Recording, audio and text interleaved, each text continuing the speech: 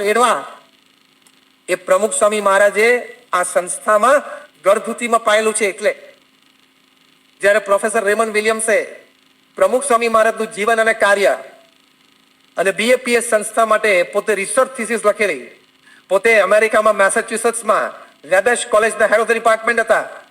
એમણે પુસ્તક લખ્યું છે the new face of Hinduism, the Swaminarayan sect.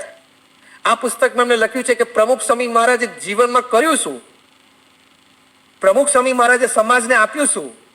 બહુ સુંદર રીતે પોતે એનાલિસિસ કરીને બહુ નજીકથી પ્રમુખ સ્વામી મહારાજનું જીવન અને કાર્ય જોઈને એમને 3 દાયકા ગુરુપદે એમને નજીકથી નિહાળીને એક જ વાક્યમાં પ્રશ્નનો ઉત્તર લખ્યો છે.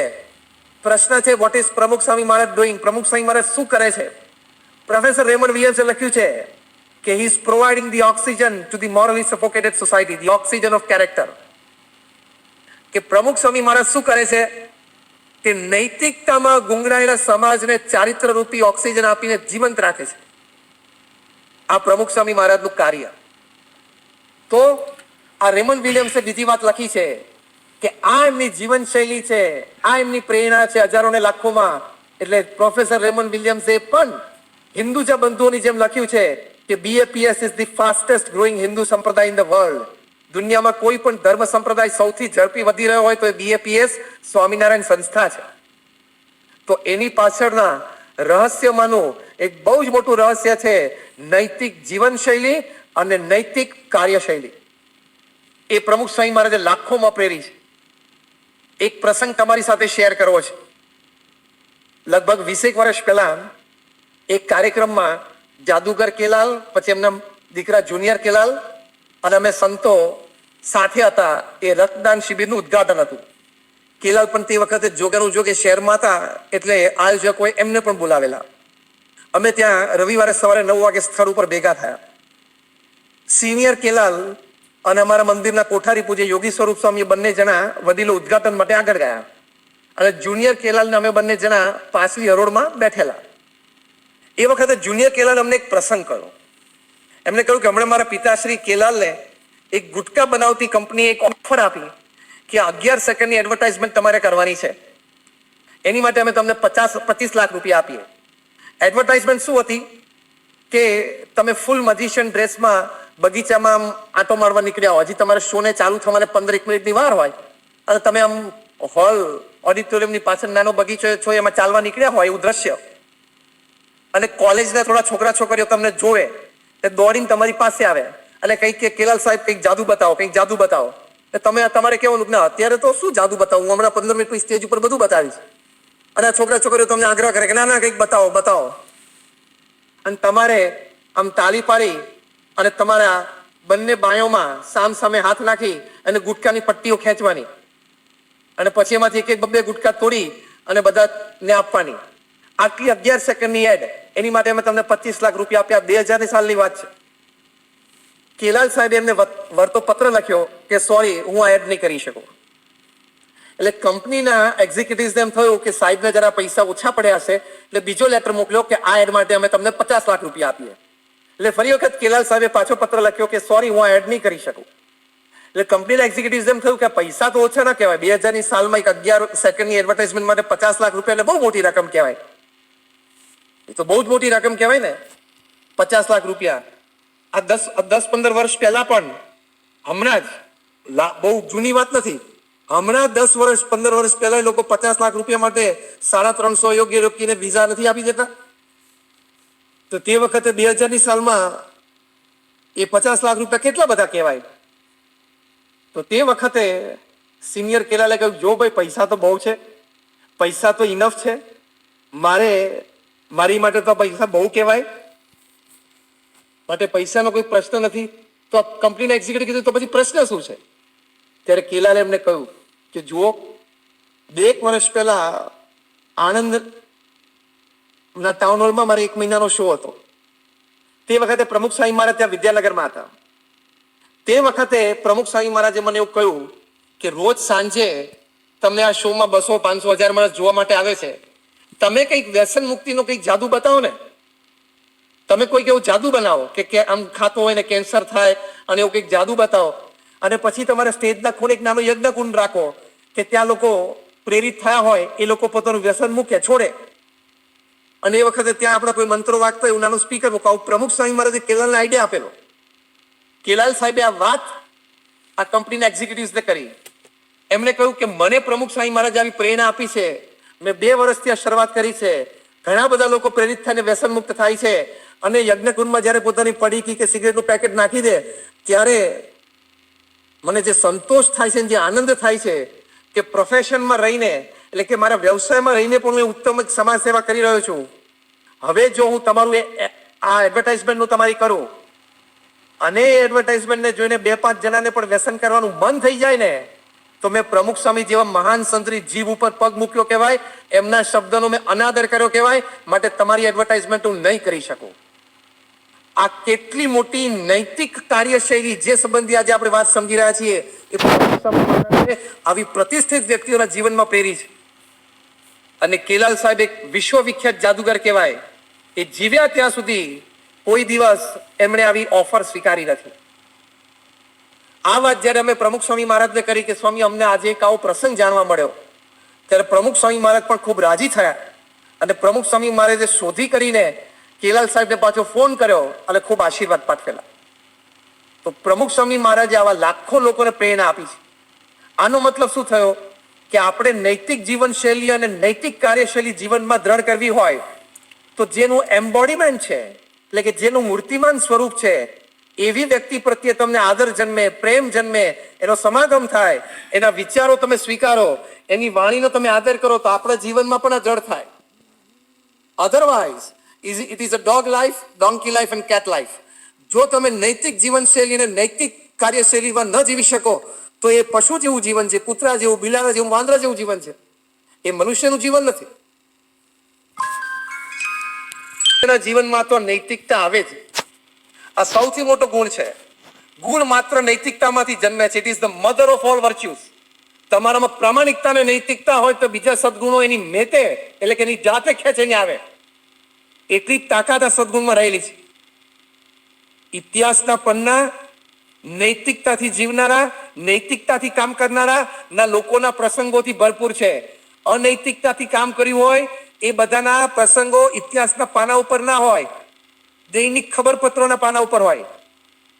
આ 2200 કરોડ રૂપિયાનું સ્ટેચ્યુ ઓફ યુનિટી કેમ ઊભું થયું?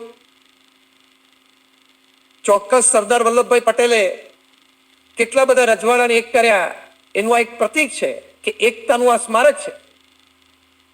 પણ એની પાછળનું બીજું પણ એક રહસ્ય છે કે સરદાર વલ્લભભાઈ પટેલ જ્યારે એમનો દેહાંત થયો, જ્યારે ભારતના હોમ મિનિસ્ટર અને ડેપ્યુટી પ્રાઇમ મિનિસ્ટર હતા, દેહાંત થયો ત્યારે એમના બેંક એકાઉન્ટમાં ફક્ત 700 રૂપિયા હતા. 700 એટલે 7 પાછળ 2 મીંડા, 2 ના બદલે બીજા 5, 7, 10 મીંડા હોત ને તો 2200 કરોડનું સ્ટેચ્યુ ના ઊભું થતા. આ 2200 કરોડનું સ્ટેચ્યુ ઊભું થયું. દુનિયાનું tallest statue is definitely a statue of unity. Statue of unity છે, પણ એ સાથે સાથે સ્ટેચ્યુ ઓફ ઓનેસ્ટી પણ છે. નૈતિકતાની પણ એ મૂર્તિ છે.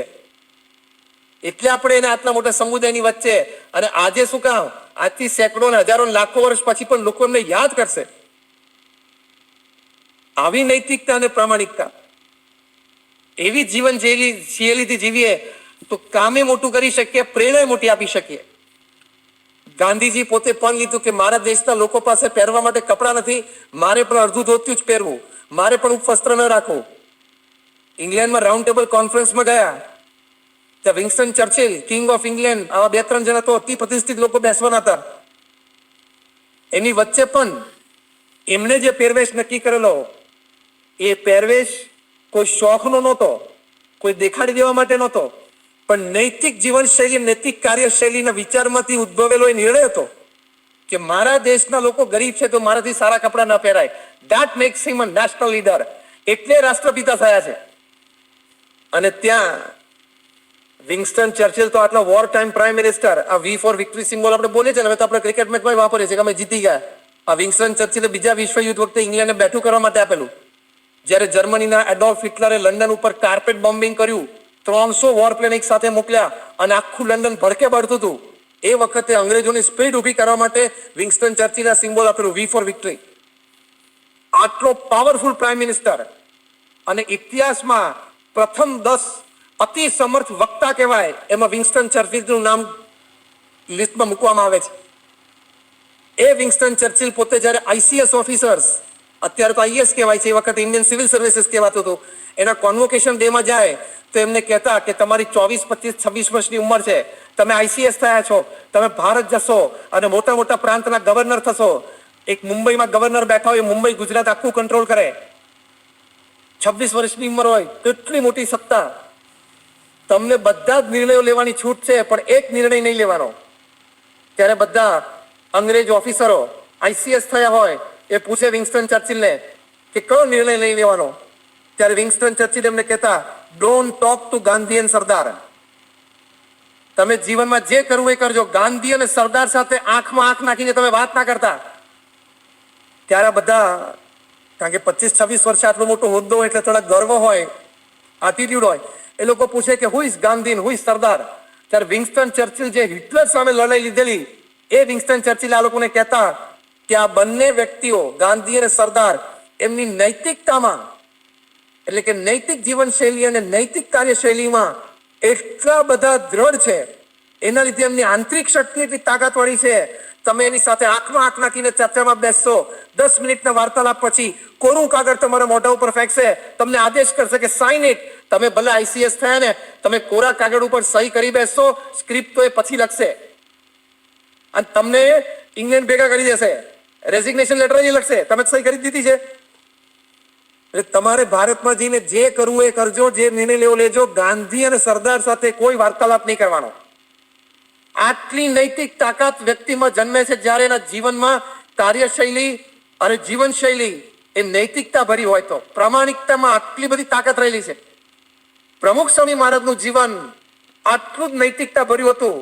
એટલે જ્યારે 2000ની સાલમાં 80 વર્ષની ઉંમરે અમેરિકા પધારેલા, ત્યાં ફ્લોરિડામાં માયામીમાં એ વખતના અમેરિકાના રાષ્ટ્રપતિ બિલ ક્લિન્ટન સાથે એમની મુલાકાત થઈ. 22 મિનિટની આ મુલાકાત બંને મહાનુભાવો વચ્ચે હતી. બિલ ક્લિન્ટન અંગ્રેજી બોલે, પ્રમુખ સ્વામી એક શબ્દ સમજી ના શકે. પ્રમુખ સ્વામી ગુજરાતી બોલે, બિલ ક્લિન્ટન એક શબ્દ ના સમજી શકે. બંને વચ્ચે દુભાષે તરીકે અમારા એક સંત અમૃતનંદન સ્વામી હતા. એટલે આમ તો 22 મિનિટનો વાર્તાલાપ તમારે 7-8 મિનિટો સમજવાનો, કારણ કે 2 વે ચાલતું હતું. હવે તમે વિચાર કરો, બંને મહાનુભાવો વચ્ચે સાહજિક બધી વાતોચીતો થઈ. 22 મિનિટની મુલાકાત પછી બિલ ક્લિન્ટને બહાર આવીને સંતોને અને અમારા કાર્યકર્તાઓને વાત કરી કે I haven't seen such expressive eyes full of integrity in my life. એટલે કે બિલ ક્લિન્ટન બોલ્યા કે આટલી પ્રભાવશાળી આંખો, નૈતિકતા અને પ્રામાણિકતા ભરી આંખો મેં મારા જીવનમાં ક્યારેય જોઈ નથી. જે અનુભવ વિન્સ્ટન ચર્ચિલ ને ગાંધી અને સરદારનો હતો, એ જ અનુભવ બિલ ક્લિન્ટનને પ્રમુખ સ્વામી મહારાજનો થયો. અને એમની અનુભૂતિ સાચી. પ્રમુખ સ્વામી મહારાજે તો છૂટા પડતી વખતે બિલ ક્લિન્ટન સાહેબનો હાથ પકડીને સાજી કીધું કે સાહેબ, અમારું અક્ષરધામ જોવા માટે આવજો. અમારા દુભાષા સંતે કીધું કે is personally inviting you to visit Akshardham at Gandhinagar. Bill Clinton બોલ્યા કે તમે આમંત્રણ આપો છો ને, આ વ્યક્તિગત આમંત્રણ છે ને, હું તમારા શબ્દોનો આદર કરું છું, હું અક્ષરધામ આવીશ. અને બિલ ક્લિન્ટન અક્ષરધામ આવ્યા, એ પ્રમુખ સ્વામી મહારાજના આમંત્રણથી. હવે અમેરિકાના રાષ્ટ્રપતિ બિલ ક્લિન્ટન અથવા કોઈ પણ રાષ્ટ્રપતિ, હવે છેલ્લી વાત કરીને આપણે 3-4 મિનિટમાં પૂરું કરીએ, એ દુનિયાના રાજા કહેવાય. અમેરિકાના રાષ્ટ્રપતિ એટલે દુનિયાના રાજા. અમેરિકાના ફંડિંગ ઉપર દુનિયાની 50 મોટી સંસ્થાઓ ચાલે છે. તમે વર્લ્ડ બેંક લઈ લો, યુનિસેફ લઈ લો, યુનો લઈ લો, IMF લઈ લો, ઇન્ટરનેશનલ મોનિટરી ફંડ, આ બધું જ અમેરિકાના ફંડિંગ ઉપર ચાલે. અત્યારે રશિયા યુક્રેનનું યુદ્ધ ચાલે છે, એમાં પણ 4 દિવસ પહેલા જો બાઇડન અમેરિકાના પ્રેસિડેન્ટે $40 બિલિયન એડ જાહેર કરી અને પછી તાકાત ઊભી થઈ યુક્રેનમાં.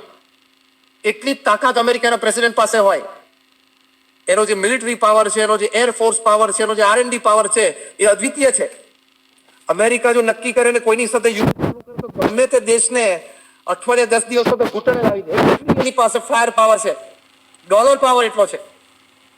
એ અમેરિકાના પ્રેસિડેન્ટ, એ કોઈ ભારતના સંત, ભગવાધારી સંત, 80 વર્ષની ઉંમર, વૃદ્ધ કાયા, અંગ્રેજીમાં એક શબ્દ ના બોલી શકે, એનાથી પ્રભાવિત થતા હશે? દુનિયાભરના કોઈ પણ દેશના પ્રેસિડેન્ટ કે પ્રાઇમ મિનિસ્ટરને જીવનમાં એકવાર સપનું હોય કે મારા કાર્યકાળ દરમિયાન મારે એક વખત અમેરિકામાં વ્હાઇટ હાઉસમાં જઈને ઓવલ ઓફિસમાં અમેરિકાના પ્રેસિડેન્ટ સાથે બેસીને ચા પીવી છે, અને એક જ ફોટો એ એના ઘરે રાખે. કેટલા બધા લોકોને મળતા હોય, કેટલા બધા હોલિવૂડના સ્ટાર્સને મળતા હોય, પ્રેસિડેન્ટ પ્રાઇમ મિનિસ્ટર મળતા હોય, એ વ્યક્તિ કોઈનાથી પ્રભાવિત થાય? પણ એ વ્યક્તિ પ્રમુખ સ્વામી મહારાજથી પ્રભાવિત થઈ ગઈ અને બોલ્યા કે આટલી પ્રભાવશાળી આંખો, નૈતિકતા અને પ્રામાણિકતા ભરી આંખો મેં મારા જીવનમાં ક્યારેય જોઈ નથી. તો જ્યારે તમે નૈતિકતાથી ભરેલા હોય, તમારો પાવર જ જુદો હોય. તમે બોલો ને એ વચન સામેવાળો સ્વીકારે છે, તમે ઓફર મૂકો ને એમાં સામેવાળો માણસ સહી કરે છે, કારણ કે એમાં નૈતિકતા અને પ્રામાણિકતા છે, એની અસર થાય. એક છેલ્લી વાત કહીને પૂરું કરું. હમણાં અમે મુંબઈમાં એક કોન્ફરન્સમાં હતા. ત્યાં ઇન્ટરનેશનલ કોન્ફરન્સ એટલે શ્રીલંકાથી 2-3 કંપનીના એક્ઝિક્યુટિવ્સ આવેલા. તે લોકોને બુદ્ધ ધર્મ એટલે સંતોને જોવે ને એમને આદર હોય એટલે અમને જોયા એટલે અમને અમારા પ્રત્યે પણ આદર ભાવે અમને મળ્યા. પછી સાહજિક વાત નીકળી.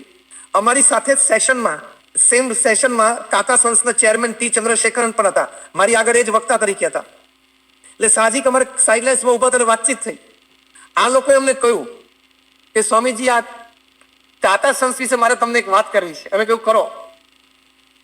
એમણે અમને કહ્યું કે ટાટા કંપનીમાંથી એના લેટર હેડ ઉપરથી અમને કંપનીમાં કોઈ પણ ઓફર આવે ને, અમે ટાટાનું કોઈ પણ ડોક્યુમેન્ટ વાંચતા નથી, સહી જ કરી દેવાની.